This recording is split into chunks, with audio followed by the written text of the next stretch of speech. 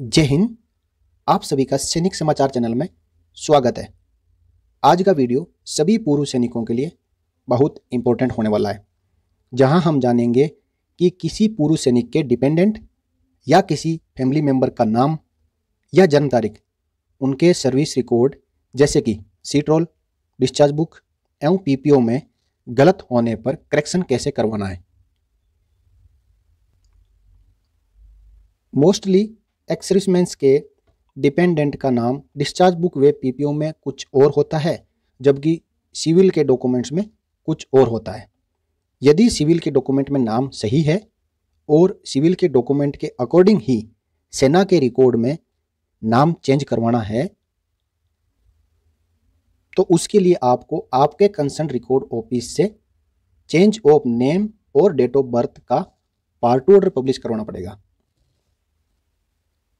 आज इस वीडियो में हम एक सिंपल तरीके से यह जान पाएंगे कि चेंज ऑफ नेम और डेट ऑफ बर्थ का पार्ट 2 ऑर्डर करवाने के लिए कंप्लीट प्रोसेस क्या है और कौन कौन से डॉक्यूमेंट उसके साथ हमारे को लगाने पड़ेंगे। तो आइए साथियों, देखते हैं कंप्लीट डॉक्यूमेंटेशन के साथ। साथियों, आप अपने मोबाइल स्क्रीन के ऊपर एक एप्लीकेशन का फॉर्मेट देख पा रहे हैं। इस एप्लीकेशन के फॉर्मेट में सबसे पहले आपको अपने रिकॉर्ड ऑफिस का यहाँ पे नाम लिखना है। उसके बाद में वो केयर ऑफ 56 है या 99 एपीयू है, जो भी है आपको उसको टिक कर देना है। और यहाँ पे आपको अपने जिला सैनिक बोर्ड का नाम लिखना है। नेक्स्ट जो सब्जेक्ट है वो रहेगा publication of part 2 order for change of name oblique date of birth. इन दोनों में से जो भी आपका करेक्शन हो उसको यहाँ पे लिख दें और दूसरे को हटा दें, या दोनों है तो सेम सब्जेक्ट रहने दें। उसके बाद आपको अपना आर्मी नंबर, रैंक, नेम और आपका कंप्लीट एड्रेस यहाँ पे फिल कर देना है। आगे रहेगा आपका जिस मेंबर का नाम या डेट ऑफ बर्थ करेक्शन करवाना है उसका नाम आ जाएगा और आपके साथ रिलेशन क्या है, रिलेशन लिख दोगे और यहाँ पे आप टिक कर दोगे कि उसका नाम चेंज करवाना है या डेट ऑफ बर्थ चेंज है या दोनों है। यदि एक मेंबर का है तो यहाँ पहले का यहाँ लिख दीजिए, और दो और भी है या दूसरे का भी है तो यहाँ पे दूसरे का लिख दीजिए, और इसके अलावा तीसरे का भी है तो आप यहाँ पे आगे और ऐड कर सकते हैं। अब आगे लिस्ट ऑफ डॉक्यूमेंट्स है जो कि आपको इस एप्लीकेशन के साथ लगाने हैं।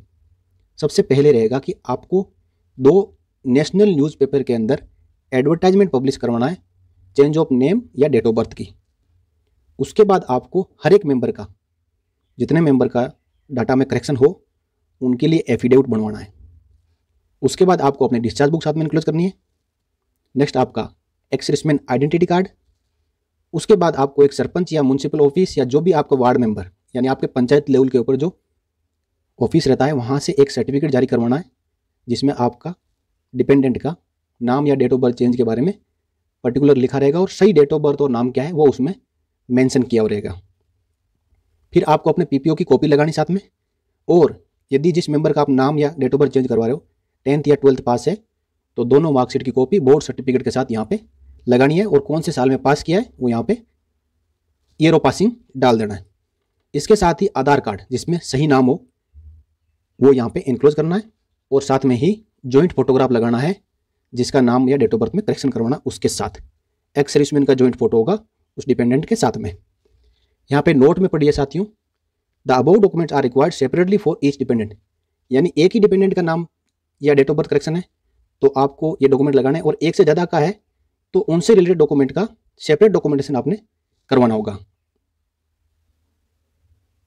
और एप्लीकेशन के लास्ट में अपने सिग्नेचर कर देना है, डेट डाल देना है, आपके आगे आर्मी नंबर, रैंक, नेम, आपके फादर का नाम, complete home address, pin code number, contact number जरूर डालना ताकि डॉक्यूमेंटेशन में कुछ डिस्क्रिपेंसी हो तो आपको कॉल करके बताया जा सके। अब चलते हैं नेक्स्ट पेज में साथियों, जहां हम देखेंगे एफिडेविट का फॉर्मेट। एफिडेविट के बारे में मैं आपको बता देता हूं कि जो डिपेंडेंट है जिसका नाम या डेट ऑफ बर्थ में करेक्शन है, यदि वो बिलो 18 ईयर्स ऑफ एज है तो एफिडेविट जो है एक्स सर्विसमैन खुद अफर्म करेंगे, और यदि 18 ईयर्स एंड अबव है तो डिपेंडेंट खुद अपनी तरफ से एफिडेविट अफर्म करेंगे। एफिडेविट का फॉर्मेट आपको आपकी स्क्रीन पे दिखाई दे रहा है। ये फॉर्मेट है जिसमें डिपेंडेंट 18 ईयर से नीचे हैं। तो एक्स सर्विसमैन खुद इसको अपनी तरफ से बनाएंगे, जिसमें पर्टिकुलर आपको सेल्फ अंडरस्टूड है, अपना खुद का नंबर, रैंक, नेम।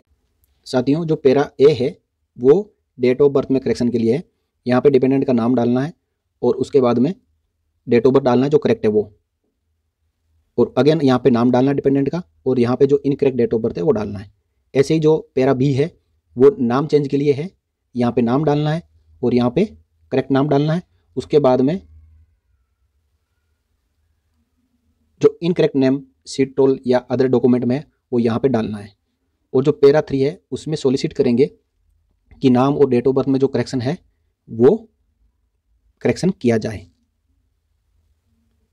और इसके अलावा जो फॉर्मेलिटीज़ रहेगी वो आप नोटरी जब करवाने जाओगे तो आपको जो कोर्ट के अंदर जो चेयरपर्सन मिलेगा वो आपको पूरा कंप्लीट करके दे देगा। और नेक्स्ट पेज के ऊपर जो फॉर्मेट है वो फॉर्मेट है format of affidavit to be produced by dependent if above 18 year of age. यदि जिस डिपेंडेंट का नाम या डेट ऑफ बर्थ में करेक्शन है और वो 18 साल से ज़्यादा उनकी उम्र है तो वो खुद इसको अफर्म करेंगे। डिटेल्स आपको मैंने इससे पहले समझा दिया है और बाकी डिटेल्स सेल्फ अंडरस्टूड है, आप इसके अंदर इसको पढ़ के समझ सकते हैं। और जो रही सही जो कार्रवाई है वो कोर्ट में जो बैठे हैं वो कंप्लीट कर देंगे नोटरी के समय। नेक्स्ट पेज में साथियों कि जो आपने अपने ग्राम पंचायत या वार्ड मेंबर या म्यूनसिपल कॉर्पोरेशन से जो सर्टिफिकेट लेता है उसका फॉर्मेट। इसमें सबसे पहले रहेगा इट इज सर्टिफिकेट डेट आपके डिपेंडेंट का, यानी पेरेंट्स, वाइफ, सन, डॉटर, ब्रदर, सिस्टर, किसके लिए भी आप बना रहे हो उसका नाम आएगा। और उसके बाद में आपने रिलेशन डालना है, फिर आपका नंबर, रैंक, नेम और कंप्लीट एड्रेस। इसके बाद डिपेंडेंट का यहाँ पे जो करेक्ट नाम और डेट ऑफ बर्थ यहाँ मेंशन कर देना है और इसके ऊपर साइन करवा लेना है स्टाम्प के साथ। अब नेक्स्ट पेज पे चलते हैं जहां हमें एडवर्टाइजमेंट का फॉर्मेट मिलेगा। साथियों, ये है न्यूज़पेपर एडवर्टाइजमेंट। ये एक फॉर्मेट है, बाकी जो न्यूज़ एजेंसी वाले आपको जो सजेस्ट करेंगे उसके अकॉर्डिंग आप न्यूज़पेपर की जो एडवर्टाइजमेंट है वो निकलवा सकते हो। इसमें भी यदि डिपेंडेंट 18 ईयर एंड अबव है तो वो अपनी तरफ से नोटिस निकलवाएंगे, और 18 ईयर से नीचे है उनकी एज तो एक्स सर्विसमैन को अपनी तरफ से निकलवाना पड़ेगा। तो साथियों, ये थे डॉक्यूमेंटेशन के फॉर्मेट्स जो आपको change of date of birth और नेम के साथ में लगाने हैं, जो कि आपके रिकॉर्ड ऑफिस में जिला सैनिक बोर्ड द्वारा भेजे जाएंगे। आपको ये डॉक्यूमेंटेशन कंप्लीट करवाना है और इन पूरे डॉक्यूमेंट की जो पीडीएफ है उसका लिंक आप इस वीडियो के डिस्क्रिप्शन में पा सकेंगे। ये पूरा डॉक्यूमेंट तैयार करके आप जिला सैनिक बोर्ड में पेश कर सकते हो। इसके बाद जिला सैनिक अधिकारी की रिकमेंडेशन के बाद ये डॉक्यूमेंट्स आपके रिकॉर्ड ऑफिस में भेजे जाएंगे। आपका जो रिकॉर्ड ऑफिस होगा वो नाम या जन्म तारीख का पार्ट ऑर्डर पब्लिश करके आपके सीट रोल डाटा में भी नाम और डेट ऑफ बर्थ को अमेंड करेगा, और साथ ही आपके जिला सैनिक बोर्ड को एक पार्ट ऑर्डर की कॉपी भेजेगा जिसे आप वहां से प्राप्त कर सकते हो। यानी जो आपका रिकॉर्ड कंसर्न होगा वो पहले तो करेक्शन जो डेट ऑफ बर्थ या नाम में जो करेक्शन है उसके लिए change of date of birth या नाम का पार्ट ऑर्डर करके और सीट रोल में अमेंड करने के बाद उसकी कॉपी आपके जिला सैनिक बोर्ड को भेज देगा। आप जिला सैनिक बोर्ड से ये कॉपी प्राप्त कर सकते हो। आपने जिला सैनिक बोर्ड से कॉपी प्राप्त करने के बाद इस पार्ट ऑर्डर के बेस पर ही आप आगे डिस्चार्ज बुक, पीपीओ व अन्य सर्विस रिकॉर्ड में नाम या डेट ऑफ बर्थ को चेंज करवा पाओगे। यह सभी कार्रवाई आपका जिला सैनिक बोर्ड ऑफिस करेगा। यानी ये पार्ट ऑर्डर लेने के बाद आपने अगेन आपको डिस्चार्ज बुक, पीपीओ और अन्य डॉक्यूमेंट में नाम या डेट ऑफ बर्थ करेक्शन करवाने के लिए जिला सैनिक बोर्ड के पास में फिर से जाना पड़ेगा, और ये पार्ट ऑर्डर के साथ में उनसे रिक्वेस्ट करोगे कि अब हमारा जो है डिस्चार्ज बुक, पीपीओ व अन्य डॉक्यूमेंट में नाम या उसमें करेक्शन करने के लिए प्रोसेस कर दीजिए। साथियों, यहाँ पे मैं एक बात और ऐड करना चाहूँगा कि आज से जो 10-15 साल पहले सेना में भर्ती के समय एनरोलमेंट फॉर्म में डिपेंडेंट या फैमिली मेंबर की केवल उम्र यानी एज पूछी जाती थी, और एज के अकॉर्डिंग अर्पण में जब डाटा हमारा फीड हुआ था तो कैलकुलेट करके एक सपोज यानी मानी हुई डेट ऑफ बर्थ कुछ भी डाल दिया गया, और अब रिकॉर्ड उस अर्पण की डेट ऑफ बर्थ को ही सही मानता है। लेकिन ऐसा नहीं होना चाहिए, क्योंकि जब ये डाटा अपलोड कर रहे थे तो उस समय सभी यूनिटों से सभी जो सर्विंग सोल्जर्स का डेट ऑफ बर्थ डिपेंडेंट का पूछा जा सकता था, और जो सही डेट ऑफ बर्थ है वो उसमें फीड की जा सकती थी। अब उस अर्पण की गलत डेट ऑफ बर्थ के अनुसार ही सेना से रिटायरमेंट के समय जो ECHS कार्ड बनाते हैं उसमें भी गलत डेट ऑफ बर्थ डालना पड़ता है, क्योंकि सही डेट ऑफ बर्थ डालने पर आपका रिकॉर्ड ECHS कार्ड के डाटा को वेरीफाई नहीं करता है तथा रिजेक्ट कर देता है।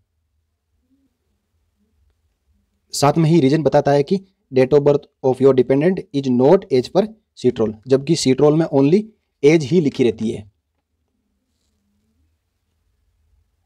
और ज़्यादातर ये होता है हमारे पेरेंट्स की डेट ऑफ बर्थ के साथ, क्योंकि उस समय पेरेंट्स की जब फैमिली डिटेल हम दे रहे थे तो हमने एज लिख दिया था और एज के अकॉर्डिंगली उन्होंने कैलकुलेट करके या तो 1 जनवरी 1960 या 1 जुलाई 1960 ऐसे भी कुछ सपोज करके एक डेट ऑफ बर्थ जो है अर्पण सॉफ्टवेयर के अंदर डाल दी, क्योंकि ये कंपलसरी था, नहीं तो अर्पण सॉफ्टवेयर डाटा एक्सेप्ट नहीं कर पा रहा था। उसमें कोई ना कोई डेट ऑफ बर्थ डालना ही था, क्योंकि एज डालने का वहाँ पे ऑप्शन नहीं है। अब क्योंकि सभी सिविल डॉक्यूमेंट्स जैसे कि आधार कार्ड और एजुकेशन डॉक्यूमेंट में तो हमारे पेरेंट्स का डेट ऑफ बर्थ सही रहता है, जबकि अर्पण में supposed date of birth feed होने के कारण ECHS कार्ड भी गलती बनते हैं, क्योंकि सही डेट ऑफ बर्थ डालोगे आप सिविल डॉक्यूमेंट के हिसाब से रिकॉर्ड वेरीफाई नहीं करेगा, आपको गलत डालनी ही पड़ेगी जो कि अर्पण में फीड की हुई है, तभी आपका ECHS कार्ड का डाटा जो है वेरीफाई होगा।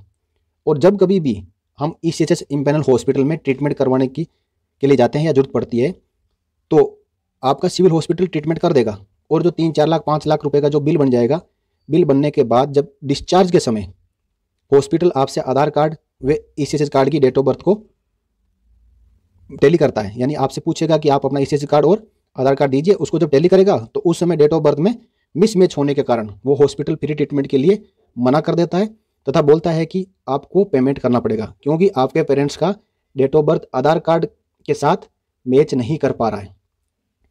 जिसके बाद कई पूर्व सैनिकों को रिकॉर्ड की गलती के कारण लाखों रुपए का भुगतान बेवजह करना पड़ता है, जिसका बाद में क्लेम करना भी कठिन है। इसलिए मैं अभी सेवारत सैनिकों को ये सजेशन दूंगा कि वे अपने पेरेंट्स की डेट ऑफ बर्थ सेवा काल के दौरान ही रिकॉर्ड्स में सीट रोल में करेक्शन करवा लें और अर्पण में भी करेक्शन करवा लें, नहीं तो आपको रिटायरमेंट आने के बाद में ये समस्याओं का सामना करना पड़ सकता है। तो साथियों, है ना एक महत्वपूर्ण जानकारी। और हाँ, जिस किसी अपने फौजी भाई को या पूर्व सैनिक को इसमें जो डॉक्यूमेंट्स मैंने बताए हैं उनकी PDF कॉपी चाहिए होगी तो मुझे कमेंट सेक्शन में ज़रूर कमेंट करें, मैं आपको तुरंत PDF का लिंक भेजूंगा, आपने उसको क्लिक करना है, डाउनलोड हो जाएगा, आप प्रिंट निकाल के अपने जिस किसी भी डिपेंडेंट या फैमिली मेम्बर के नाम या डेट ऑफ बर्थ में करेक्शन करवाना है तो ज़रूर करवाएं, क्योंकि यदि आपका ये डाटा गलत रहेगा तो आपको आने वाले समय में परेशानी हो सकती है। इस परेशानी से बचने के लिए अभी आप 2 या 4 दिन की परेशानी उठा के और अपना डॉक्यूमेंटेशन सही करवा लें। वीडियो अच्छा लगा हो तो लाइक व शेयर कर दें, और चैनल पर यदि फर्स्ट टाइम विजिट किया हो तो आज ही चैनल को सब्सक्राइब कर लें, ताकि इसी प्रकार की करेक्ट जानकारियों को मैं आप तक नोटिफिकेशन के जरिए पहुंचा सकूं। तो साथियों, वीडियो के साथ अंत तक बने रहने के लिए आपका बहुत बहुत धन्यवाद। जय हिंद, जय भारत, वंदे मातरम।